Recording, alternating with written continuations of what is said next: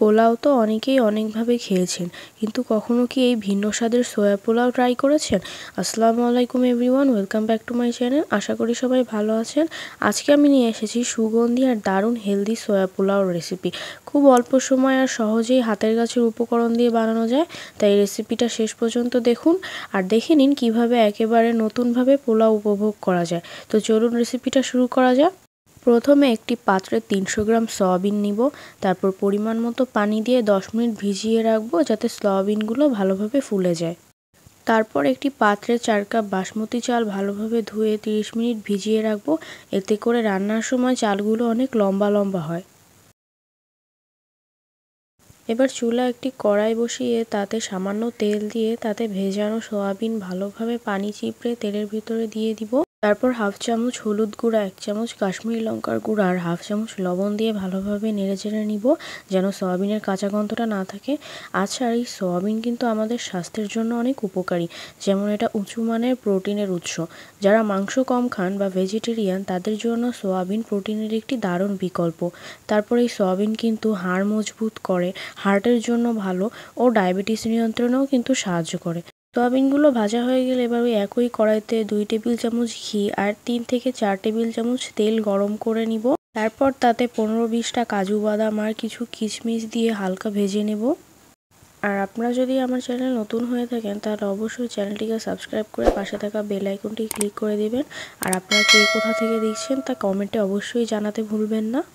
তারপর ওই তেলে 2 টুকরা দারচিনি, একটা স্টার অ্যানিস, একটি বড় এলাচ, 4-5টা ছোট এলাচ, 4টা লবঙ্গ, 5-6টা গোলমরিচ আর একটা বড় তেজপাতা 2 টুকরো করে তেলের ভিতরে দিয়ে হালকা ভেজে নিব।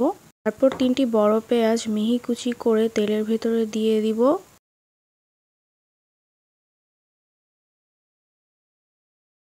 ভাজতে ভাজতে নরম হয়ে গেলে 1 চামচ রসুন বাটা আর 1 চামচ আদা বাটা দিয়ে মিশিয়ে নিব। তারপর পাতলা করে কাটা 3টি টমেটো দিয়ে ভালোভাবে নাড়তে থাকবো। নাড়তে নাড়তে সব উপকরণ নরম হয়ে গেলে 2 চামচ টক দই দিয়ে দিব। আর এই সময় চুলার আঁচটা লো হিটে রাখতে হবে। তারপর স্বাদমতো লবণ, হলুদের গুঁড়া 1 চামচ, ঝালের গুঁড়া 1 চামচ, ধনিয়া গুঁড়া 2 চামচ দিয়ে ভালোভাবে মশলাগুলো কষিয়ে নিব। ভিডিওটা যেন বেশি বড় না হয়, সেজন্য আমি মশলা কষানোটা বেশিক্ষণ দেখালাম না। আপনারা কিন্তু মশলাগুলো ভালো করে কষিয়ে নেবেন। মশলা কষানো হয়ে গেলে ভেজে রাখা সয়াবিনগুলো ঢেলে দিয়ে মশলার সাথে ভালোভাবে মিশিয়ে নিব। তারপর 4-5টা কাঁচা ঝাল চিড়ে সয়াবিনের উপর ছড়িয়ে দিয়ে নেড়ে নিব। কিছুক্ষণ কষানোর পর 9 কাপ পানি দিয়ে দিব, কারণ আমি এখানে 4 কাপ চাল নিয়েছি। একটা সহজ হিসাব বলি, 1 কাপ চালের জন্য 2 কাপের একটু বেশি পানি নেবেন, কারণ সয়াবিনের জন্য একটু পানি বেশি নিতে হবে। এবার পানি ফুটে উঠলে ভিজিয়ে রাখা চালের পানি ছাড়িয়ে চালগুলো দিয়ে দিব। চালগুলো দিয়ে ভালোভাবে মিশিয়ে নিব। আমি এখানে অফ ক্যামেরায় হাঁড়িটা চেঞ্জ করে নিয়েছি, কারণ চাল ফুটে ওঠার পরে কড়াইতে ধরছিল না। এই সময় চুলার হিটটা হাইতে রাখতে হবে। তারপর চাল লম্বা হলে আর পানি অনেকটা শুকিয়ে আসলে লবণ চেক করে আবারও কিছু লবণ, 1 চা চামচ গরম মশলা আর দিয়ে ভালোভাবে মিশিয়ে নিব। তারপর কিছু পেঁয়াজ বেরেস্তা, ধনেপাতা আর পুদিনা কুচি উপর থেকে ছড়িয়ে দিব। তারপর একটা লোহার মোটা তাওয়া গরম করে নিয়ে তার উপর হাঁড়িটা বসিয়ে মিডিয়াম টু হাই হিটে চুলার আঁচে 10 মিনিট দমে রেখে দিব। যতক্ষণ পোলাওটা দমে থাকছে, এই ফাঁকে পোলাওর সাথে খাওয়ার জন্য একটা ঝটফট সালাদ বানিয়ে নিব। এর জন্য 2টা খিরাই কুচি, একটা ছোট পেঁয়াজ কুচি, 2টা কাঁচা ঝাল কুচি, কিছু ধনেপাতা, পুদিনা পাতা কুচি, বড় 1 চামচ টক দই, সামান্য গোলমরিচ গুঁড়া, হাফ চা চামচ চাট মশলা, হাফ চা চামচ সাদা লবণ, হাফ চা চামচ বিট লবণ আর 1 চামচ চিনি দিয়ে ভালোভাবে মেখে নিব। ব্যাস, তৈরি হয়ে গেল ঝটফট সালাদ।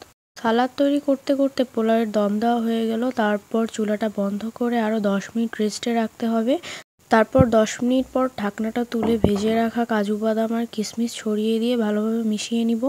এই যে তৈরি হয়ে গেল একদম পারফেক্ট সোয়া পোলাও। দেখুন ভাত কতটা ঝুরঝুরে হয়ে গেছে। আপনাদের কাছে যদি বাসমতি চাল না থাকে, তবে আপনারা সুগন্ধি পোলাও চাল দিয়েও রেসিপিটা তৈরি করতে পারবেন।